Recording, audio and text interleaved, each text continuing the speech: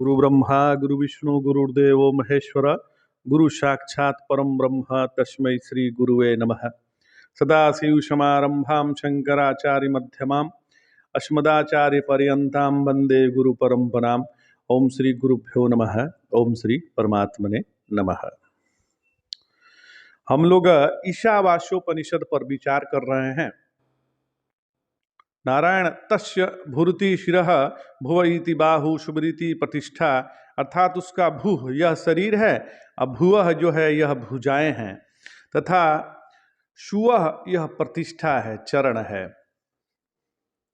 ओम भू भुवः ओम भुवः शुवः ओम भ्रुभुवः श्वः कहा जाता है ना गायत्री मंत्र में, जो व्याहृति लगाते हैं। तो तस् भूरिति शिरः तव भव इति बाहु सुबृति प्रतिष्ठा, इसका भू जो है वह शरीर है, भुवः भुजाएं हैं, और शुवः जो है प्रतिष्ठा है। तो 17वें श्लोक में हम लोग 17वां श्लोक का पर विचार किए थे। वो इस प्रकार था, वायु नीलमेम मृते मथेदम भस्मांतरम शरीरम ओम मृतोस्मर कृत स्मर ऋतोस्मर कृत स्मर। तो यह मेरा प्राण सर्वात्मक वायु रूप सूत्रात्मा को प्राप्त हो और यह शरीर भस्म शेष हो जाए। हे मेरे संकल्पात्मक मन, अब तू स्मरण कर और अपने किए हुए को स्मरण कर। अब तू स्मरण कर, अपने किए हुए को स्मरण कर। तो अब मुझ मरने वाले का वायु प्राण अपने अध्यात्म परिच्छेद को त्याग कर आधिदैव रूप सर्वात्मक वायु रूप अमृत यानी सूत्रात्मा को प्राप्त हो। इस प्रकार इस वाक्य में प्रतिपद्यताम यह क्रियापद जोड़ लेना चाहिए।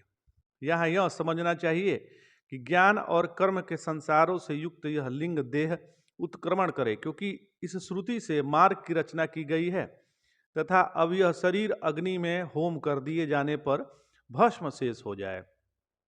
तोम ऐसा कर कर यहाँ उपासना के अनुसार सत्य स्वरूप अग्नि संज्ञक ब्रह्म ही अभेद रूप से कहा गया है। आदि गुरु शंकराचार्य भगवान कहते हैं, ओमिति यथापाशनम ओम प्रतीकात्मकत्वाम सत्यात्म कमन्या सांख्य ब्रह्मेदनोच्यते। तो ऐसा क्योंकि ओम इसका प्रतीक है।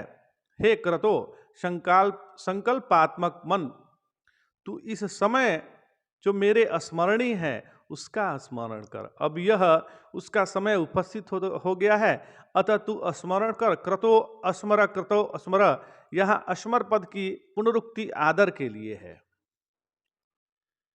जो मन है उसको बोला गया है कि तू मेरा स्मरण कर, मतलब ओम का स्मरण कर। ओम मतलब भगवान, ओम से भगवान को समझना है। पुनः दूसरे मंत्र से मार्ग की याचना ऋषि करते हैं। 18वां श्लोक लेते हैं। यह श्लोक जो है अंतिम श्लोक है,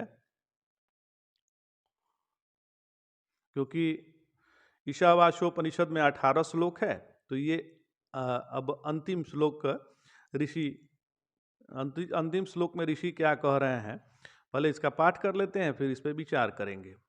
तो अग्नेनय सुपथारायेष्मान्ना विश्वानि देवयुवान्नानि विद्वान् युयोध्यस्मज जुहुराणमेनो भूयिष्ठाम ते नम उक्तिम विघेम। हे अग्ने, हमें कर्म फल योग के लिए सन्मार्ग पे ले चल। हे देव, तू समस्त ज्ञान और कर्मों का जानने वाला है। हमारे पाषांड पूर्ण पापों को नष्ट कर। हम तेरे लिए अनेकों नमस्कार करते हैं। हम तेरे लिए अनेकों नमस्कार करते हैं। हे अग्ने, नय गमय अशुपथा शोभनेन मार्गेण, मुझे सुपथ अर्थात सुंदर मार्ग पे ले चल। सुपथा मार्गेण, तो यहाँ सुपथा यहाँ विशेषण दक्षिणा मार्ग की निवृत्ति के लिए है। मैं आवागमन रूप दक्षिणा मार्ग से उब गया हूँ। मैं जन्म मरण जो बार बार मेरा हुआ है, इससे मैं उब गया हूँ। अतः तुझसे प्रार्थना करता हूँ, यथोक्त कर्म फल विशिष्ट हम लोगों को हमारे संपूर्ण कर्म तथा ज्ञानों को जानने वाले हैं। हे देव, तू राय धनाय कर्म भोगा गेत्यर्थ अस्मान भुक्तार्थ फल विशिष्टान विश्वानि सर्वाणि हे देव वायुनानि कर्माणि प्रज्ञानानि वा विद्वा जानन। तो शंकराचार्य भगवान कहते हैं इस श्लोक की व्याख्या में कि तुझसे प्रार्थना करता हूं कि यथोक्त कर्मफल विशिष्ट हम लोगों को, हमारे संपूर्ण कर्म तथा ज्ञानों को जानने वाले हे देव, तू राय ज्ञान धन के लिए अर्थात कर्मफल भोग के निमित्त पुनः पुनः आने जाने से रहित शुभ मार्ग में ले चल, तथा तू हमसे कुटिल अर्थात वचनात्मक पापों को युयोधि वियुक्त कर दे, यानी उसका नाश कर दे, तब हम विशुद्ध होकर अपना इष्ट प्राप्त कर लेंगे। यह इसका अभिप्राय है। किंतु इस समय हम तेरी परिचर्या सेवा करने में समर्थ नहीं हैं, किंतु वयमिदानीं तेन शक्नुमः परिचर्चा कर्तुम भूयिष्ठा बहुतराम ते तुभ्यम नम उक्तिम नमस्कार वचनम विधेम नमस्कारेण परिचेरम इत्यर्थः। आदि गुरु भगवान शंकराचार्य कहते हैं कि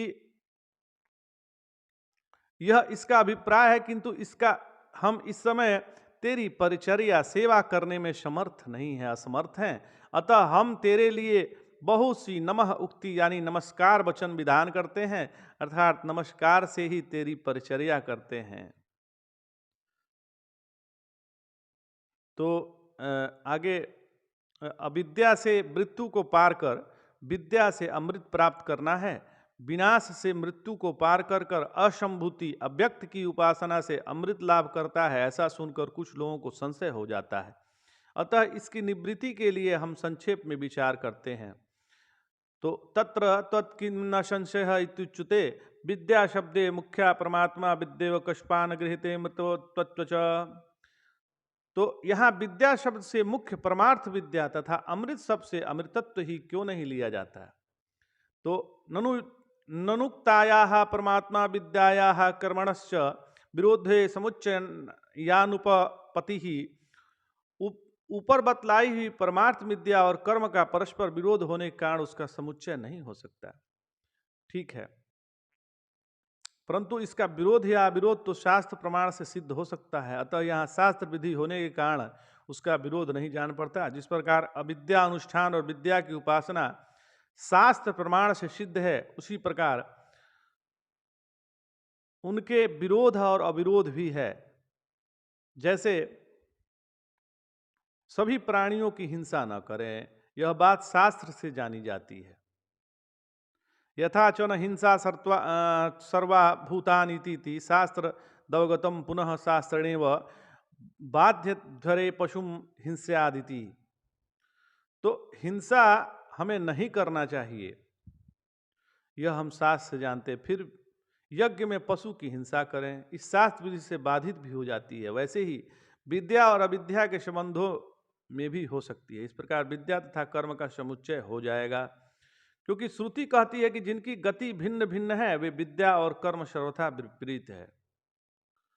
तो एक प्रंश है, किंतु विद्याम चा विद्याम च, इस वाक्य अनुसार इन दोनों का विरोध है ना। तो सिद्धांति का कहना है कि नहीं, क्योंकि इनके हेतु स्वरूप और फल में विरोध है। तो ऐसे प्रश्न हैं। अब देखिए, विद्या अविद्या तथा विरोध अविरोध ये सिद्ध वस्तुएं हैं। जो बात पुरुष के अधीन होती है, अर्थात जिसे पुरुष कर सकता है, उसी में विकल्प भी हो सकता है। जैसे सूर्योदय के अनंतर हवन करें, इस विधि में यह विकल्प हो सकता है कि सूर्योदय से पहले करें या पीछे, परंतु सूर्य है, इस बात में सूर्य है या नहीं ऐसा कोई विकल्प नहीं हो सकता, क्योंकि सूर्य का होना या ना होना किसी पुरुष विशेष के अधीन नहीं है। तो ज्ञानी के लिए शोक मोह का असंभव बतलाने वाले यस्मिन् सर्वाणि भूतान्यात्मेव भू द्विजानतः तत्र को मोह कह शोक एकत्वमनुपश्यतः, इस श्रुति से भी यह सिद्ध होता है। इस प्रकार अविद्या के असंभव हो जाने पर उसके आश्रय से होने वाले कर्म भी नहीं हो सकते। यह पहले ही हो चुका है। यहाँ जो कहा गया है अमृत को प्राप्त होता है, सो अपेक्षित अमृत समझना चाहिए।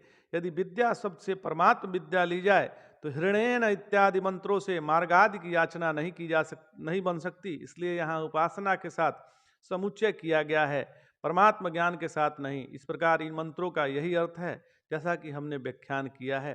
ऐसा कहकर हम विराम लेते हैं। तो इति श्रीमत् परमहंस परिजाक्राज शंकर भगवत्पाद कृतावशीवाशोप निषंगाभ्यासम संपूर्णम। हरि ओम तत्सत्। ओम पूर्णमदः पूर्णमिदं पूर्णात् पूर्णमुदच्यते पूर्णस्य पूर्णमादाय पूर्णमेवावशिष्यते। ओम शांति शांति शांति। आज जो है ईशावास्योपनिषद का संपूर्ण हुआ। जय जय शंकर, हर हर शंकर, नमामि शंकर, भजामि शंकर। नमः पार्वती पतये, हर हर महादेव।